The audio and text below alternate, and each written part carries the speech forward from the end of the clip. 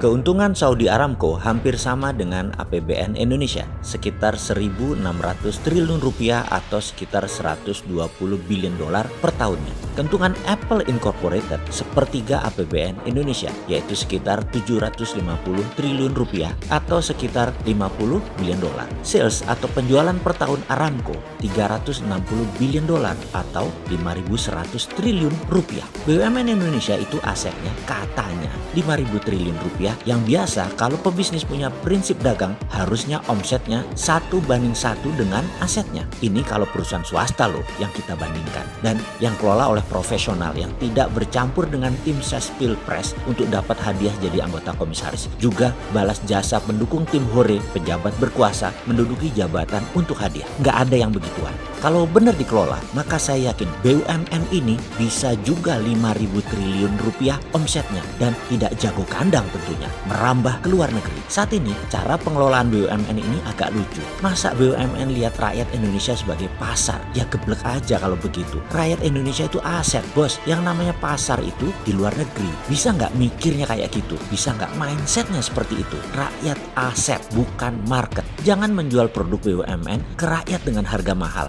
Jangan paksa rakyat dengan produk BUMN yang tidak ada pilihan. Jangan buat rakyat bergantung kepada BUMN. Jangan buat BUMN ambil sisi hulu yang membuat UKM ditekan atau tertekan di sisi hilir. Buat apa ada BUMN kalau kayak begitu? Inilah salah kaprahnya pengelola BUMN di bawah kementerian yang sangat manja dengan regulasi-regulasi yang melindungi mereka dan dana APBN. Sudah kayak begitu, nggak bisa 1:1 lagi asetnya dengan salesnya. Apa itu maksudnya 1:1? Ini harus diterangkan karena mungkin sahabat sudah tahu, tapi buzzer nggak paham. Ini yang harus dijelaskan biar buzzernya pinter sedikit, komennya jadi bermutu. Sederhananya begini, kalau kita pebisnis, aset kita yaitu modal plus alat usaha dan lain sebagainya, katakanlah 500 juta. Kita punya penggilingan padi, setiap hari menerima jasa giling, dan dalam 1 tahun omset kita 500 juta. Profit kita bersih 20% atau sekitar 100 juta rupiah. Itu adalah nilai wajar biasa, dan itu bisnis seperti biasa. Kalau bisnis bagus, itu sewaktu pengelolaan harus masuk rumus 1, 2, 3. Masuk 1, katakanlah 1 miliar,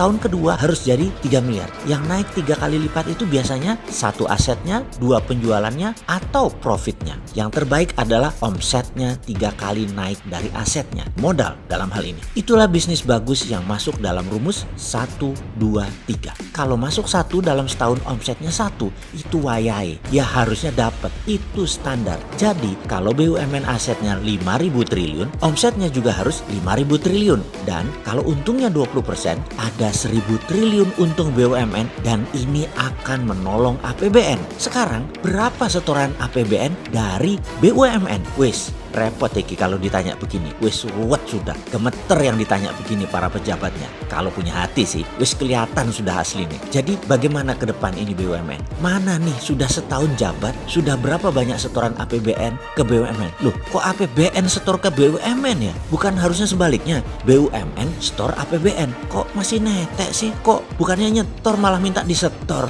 Kok enak ya? Maaf nih bro, namanya pelayan publik pejabat itu ya. Jadi wajar kalau ada yang nanya. Bukan oposisi loh ya, maklum fans dirimu apa juga yang kamu perbuat itu bilangnya bagus. Kalau kita kan netral, Anda ya harus melayani sisi liar dari harapan publik lainnya yang bayar pajak, minta performa Anda. Mangkel loh yang bayar pajak lihat APBN tidak perform, APBN malah buat nyetor BUMN, BUMN yang nggak perform. Kalau nggak perform ya kita ingetin. Kalau mau tahu caranya bisa meningkatkan omset dan profit BUMN, ya mbok kabar-kabaran, nanti kita kasih tahu, kita tolong. Tapi tutup dulu 500 BUMN anak dan cucunya dulu. Nanti enak deh kita ngomong. Menutup itu bikin efisien biaya loh bos. Walau tim hore yang nggak bisa kerja banyak kecewa.